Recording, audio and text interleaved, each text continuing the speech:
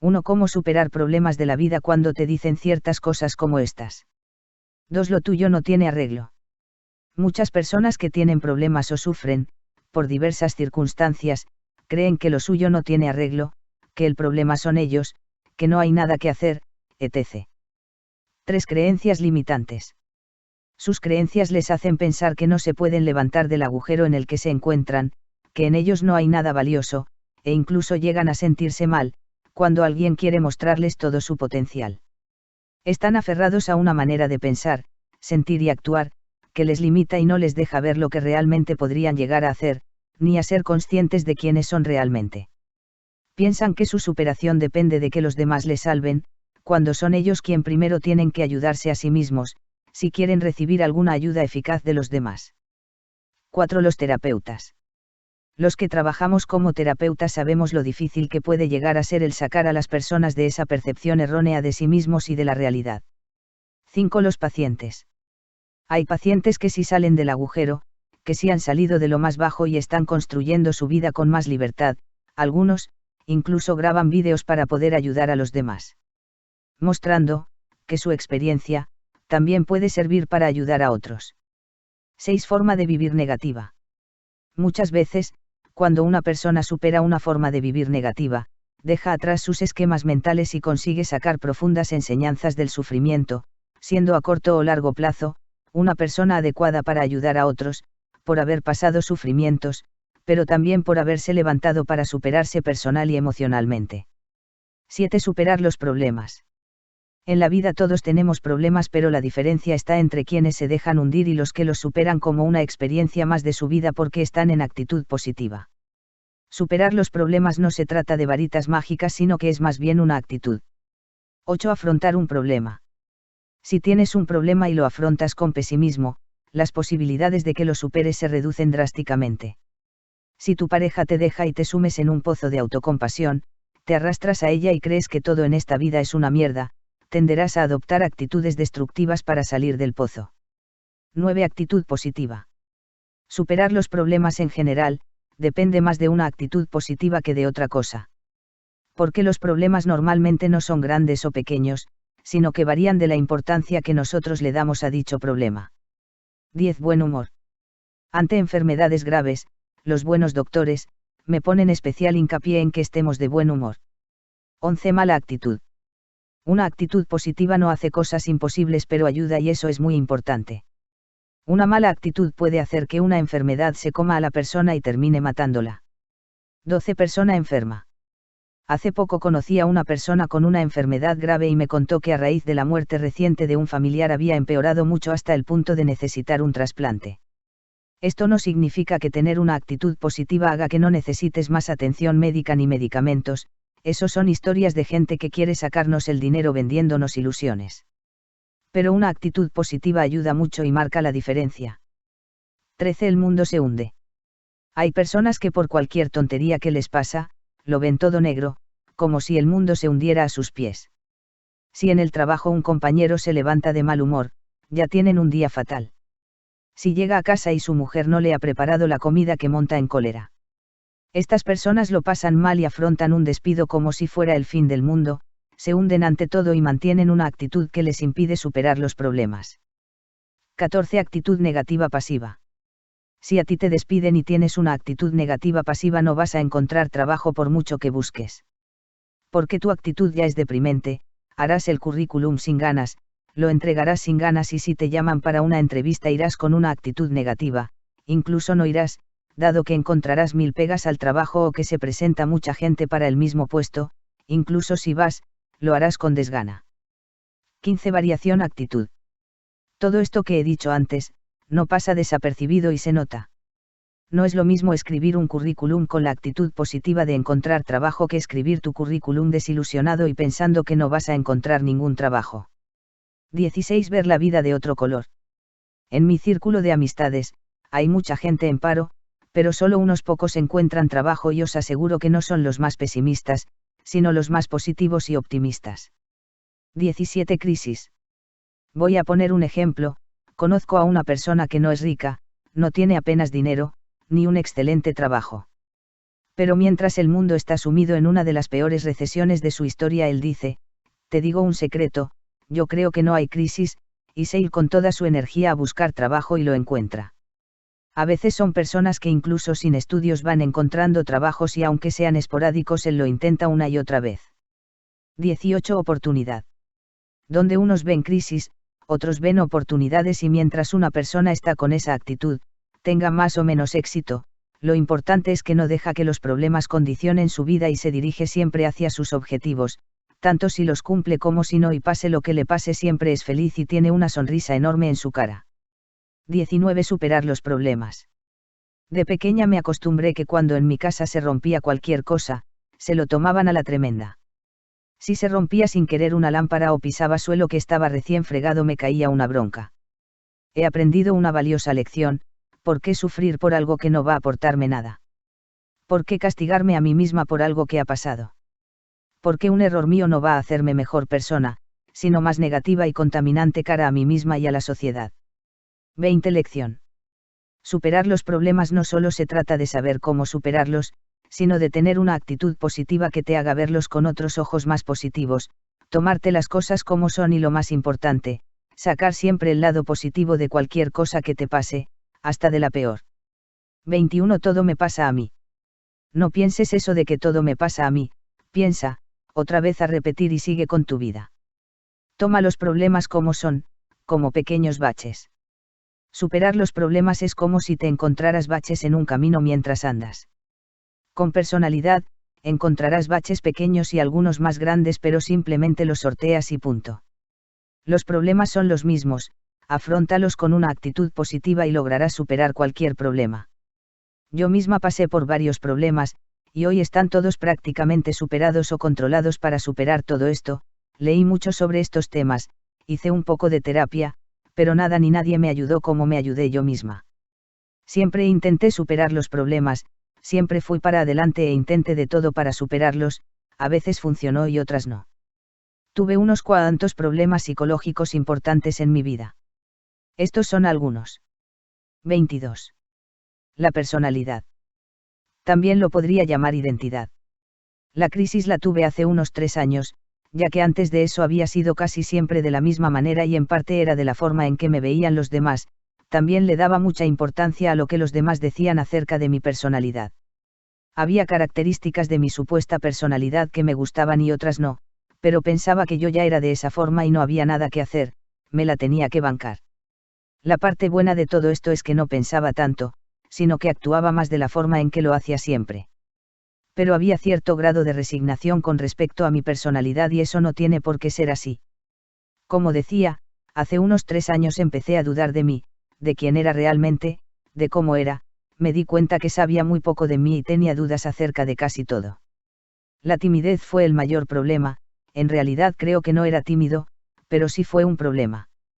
Tenía algunos miedos y comencé a pensar que quizás era tímido, y si era así me tenía que resignar a una vida tímida. A mí la timidez me generaba debilidad, me sentía inferior a los demás. No tiene que ser así, el valor de una persona no está determinado por su grado de timidez. Hay personas tímidas con mucho valor, mucha personalidad. Antes que nada les recomiendo preguntarle a gente de confianza si los ven tímidos, hacer tests, y cualquier cosa que los ayude a conocerse. Yo empecé a preguntarle a la gente y me decían que no me veían tímido, hice tests y me daban que no era tímido. Primero averigüen bien, capaz tienen una visión de ustedes mismos un poco distorsionada y al hablar con gente se pueden acercar un poco más a la realidad. Tampoco es algo que no tiene solución. Hay que aceptarlo si en verdad existe, y a partir de ahí intentar superarlo. Esto último se puede aplicar a cualquier característica de la personalidad. Primero hay que buscar información acerca de esa característica, y tratar de darse cuenta que no es algo tan malo. A partir de ahí descubrir si realmente son de esa manera o solo se están viendo de esa manera. Y por último, en el caso de que estén seguros de ser de esa forma no deseada, aceptarlo e intentar cambiarlo, buscar todo lo que encuentren que les pueda ayudar a cambiarlo. Siempre sin dejar de verle la parte positiva, y tampoco hay que verlo como algo extremo. Generalmente la personalidad de las personas se distribuye a lo largo de un continuo, tenemos un poco de todo. 25. Romper con el pasado. Las creencias. Antes que nada quiero aclarar dos conceptos simples, autoconcepto y autoestima. El autoconcepto es el conjunto de ideas o creencias que tenemos acerca de nosotros mismos. Dicho en otras palabras, es la percepción que tenemos de cómo somos, o lo que creemos saber acerca de nosotros. Cómo creemos que somos, incluyendo en ello, las habilidades, capacidades y destrezas que creemos que tenemos para enfrentarnos al mundo, a nuestro entorno y a nuestra propia vida, o a las limitaciones que pensamos que tenemos para hacerlo. Este concepto de uno mismo se va formando a lo largo de la vida, por cómo actuamos, por la valoración que hacen los demás acerca de nosotros mismos, por comparaciones, etc. 26. Genética. La autoestima es cómo nos sentimos con nosotros mismos, es decir, con ese autoconcepto que ya formamos, o quizás todavía se está formando. Lo que a mí me queda claro de estas dos definiciones es que somos y sentimos en base a lo que creemos. La idea que tenemos de nosotros mismos, el autoconcepto va cambiando, va adoptando roles diferentes según la gente que nos rodea, la familia, los amigos, el trabajo, y nos comportamos de maneras diferentes según el contexto porque repetimos el papel que se espera de nosotros.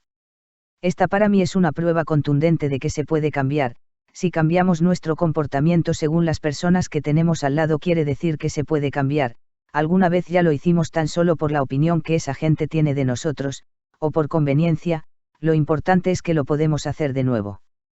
El autoconcepto lo formamos nosotros mismos, pero lo formamos en base a lo que los demás piensan y nos transmiten acerca de nosotros, sobre todo en la infancia por los padres, después algún compañero de colegio. Entonces, ¿cuánto valor le vamos a dar a este autoconcepto en el que casi no participamos para ayudar a que se forme? Todos tenemos ya una serie de creencias personales que fueron adquiridas a lo largo de la vida, pero estas creencias no se basan en un sistema de ideas lógicas, muchas veces no coinciden con la realidad, solo nosotros las vemos reales. Lo bueno de las creencias es que se pueden cambiar. Nos dijeron que Santa Claus existe y que el ratón Pérez se llevaba nuestros dientes y nos dejaba plata. Ahí tienen dos claros ejemplos de creencias que seguramente ya las cambiamos. Todos ya tenemos formado un sistema de creencias. Creencias con respecto a uno mismo, a la familia, los amigos, la religión, la salud, la herencia, etc. Las creencias positivas son permisos que nos ayudan a expresar nuestras capacidades. Las creencias negativas limitan nuestras capacidades. Es tan simple como que si crees que puedes, puedes, y si crees que no puedes, no podrás. Hay que analizar cuáles creencias son funcionales y mantenerlas. Darse cuenta cuáles son disfuncionales y cambiarlas o eliminarlas, siempre manteniendo las creencias nuevas cerca de la realidad, para que sea posible sostenerlas en el tiempo. Es importante cuidar cuáles creencias estoy aceptando en mi vida y cuáles estoy implantando en otros, sobre todo en los niños que se regirán por ellas. 27. Cambio. La ruptura con el pasado. Creo que hay una cierta tendencia del ser humano a pensar en el pasado. Y yo no fui la excepción, todo el tiempo se me venían a la cabeza situaciones del pasado, y generalmente esos recuerdos venían acompañados de lo que sentí en esa situación. Entonces mi estado de ánimo dependía de los recuerdos que tuviera, si recordaba momentos de felicidad, de confianza, etc. Me sentía bien, y si tenía recuerdos tristes o desagradables me pasaba todo lo contrario. Esto no tiene sentido, perder el tiempo pensando en el pasado, con todo lo bueno que hay para vivir en el presente. Yo sé que es difícil controlar la mente tanto como para no pensar nunca en el pasado, pero vale la pena intentarlo. Hay que intentar pensar menos en el pasado, sin exigirse tanto. Si se viene algo pasado a la mente ya está, no se culpen tampoco. La forma más fácil y efectiva de pensar menos en el pasado es pensar en el ahora y vivir más el momento presente. Debemos ver el pasado como una clase de toda la vida que terminó ayer e intentar no repetir los errores cometidos. Pero de esto último hay que ser realmente consciente. Yo lo debo haber leído muchas veces, pero volvía a cometer los mismos errores. No es solo cuestión de leerlo o saberlo, hay que ponerlo en práctica siendo todo el tiempo consciente de esto. A mí no solo se me venían recuerdos de toda la vida a invadirme el presente, sino que también tenía un cierto repudio a un periodo de mi vida infantil. De chico, como hasta los 10 años me costaba adaptarme y no tenía muchos amigos. Después fui todo lo contrario. Pero no me podía convencer de que era todo lo contrario, tenía dudas de si realmente una persona podía cambiar tanto, y además miedo de volver a ser como en ese periodo. Buscando encontré muchas personas que cuentan que de chicos eran de una forma y después a medida que fueron creciendo fueron todo lo contrario, el tímido se hizo extrovertido, el callado empezó a ser de los que más hablan, y así muchísimos ejemplos que me ayudaron a convencerme de que yo también había cambiado y mucho, y que era posible el cambio. No es importante cómo fuiste de chico, tu personalidad aún estaba por definirse, casi no tomas decisiones, somos y hacemos lo que nuestros padres nos dicen, no habíamos desarrollado nuestro potencial, es solo una parte del proceso evolutivo. A esa edad el más sociable y simpático es el que mejor la pasa, y después se dan cuenta que con eso solo no hacen nada. Lo importante es cómo sos cuando ya estás desarrollado, ya tienes tus propias ideas y creencias, sos independiente, te vales por ti mismo, etc. La crisis deberían tenerla si no hubieran evolucionado. Ya no sos más ese niño, lo que uno es o cómo se comporta responde al ambiente particular en el que vivimos, y como ese ambiente ya no es el mismo es probabilísticamente imposible que desees o puedas responder a las cosas de la misma forma que cuando eras un niño. Nunca jamás te arrepientas de cómo fuiste, de cada etapa se sacan cosas positivas, y si la etapa fue difícil seguramente te va a dejar mucho más. La historia ha demostrado que los más notables triunfadores superan enormes obstáculos antes de lograr el éxito, lo lograron porque se rehusaron a rendirse después de sus derrotas. Busca la forma de estar tranquilo con tu pasado, el pasado no se puede cambiar, se acepta mirándolo de la mejor forma posible, y se supera así es más fácil ser feliz en el presente. 28 Comportamiento. Genética. Mi padre o mi madre son de determinada forma y yo me preguntaba si me esperaba lo mismo. Esta idea es muy limitante y poco real. Desde mi punto de vista, el ser humano al nacer no es más que un papel en blanco. Puede aprender cualquier idioma, cualquier costumbre y cualquier valor. Su destino no está escrito en su código de ADN. La genética puede influir en su capacidad para adquirir esos conocimientos, pero nada más. Creo que cuando somos niños tienen un gran peso los componentes genéticos, pero después la importancia la toma el entorno, que termina siendo el determinante, dejando a un lado la genética. La genética influye mucho más en el cuerpo que en la psicología, ya que condiciona bastante la altura de una persona, pero apenas influye en la formación de la personalidad.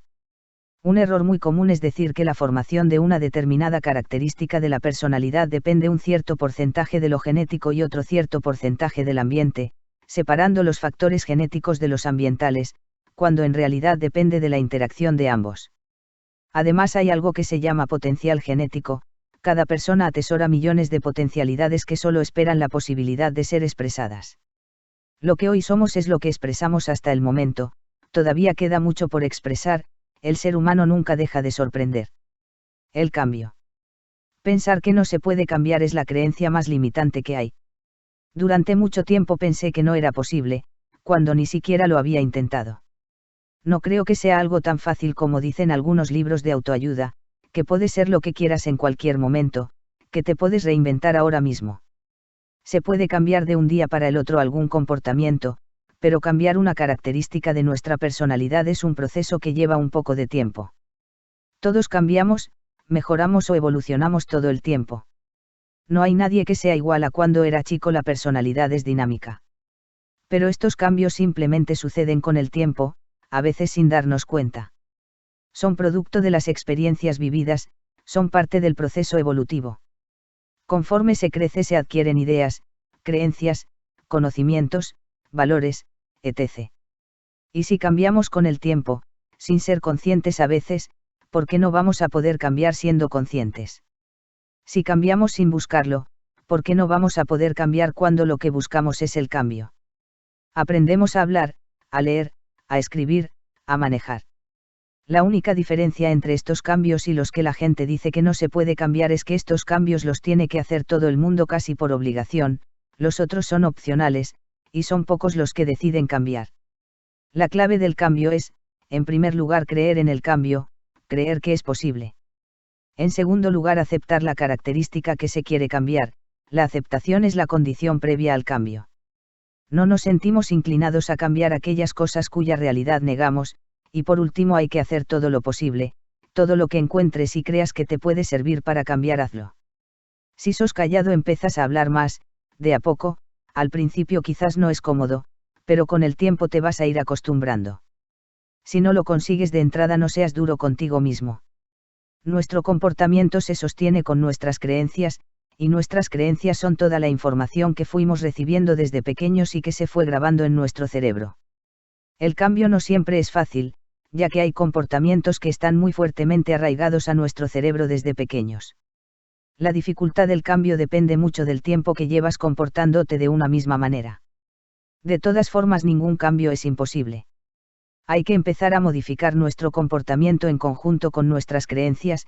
A medida que cambias tu comportamiento vas modificando tus creencias y viceversa. En definitiva, cambiar es cambiar nuestro comportamiento. Eso no parece tan complicado. A medida que cambiamos nuestro comportamiento comenzamos a cambiar la forma de vernos a nosotros mismos y empezamos a modificar nuestras creencias. Una vez llegado a este punto, nada te puede detener.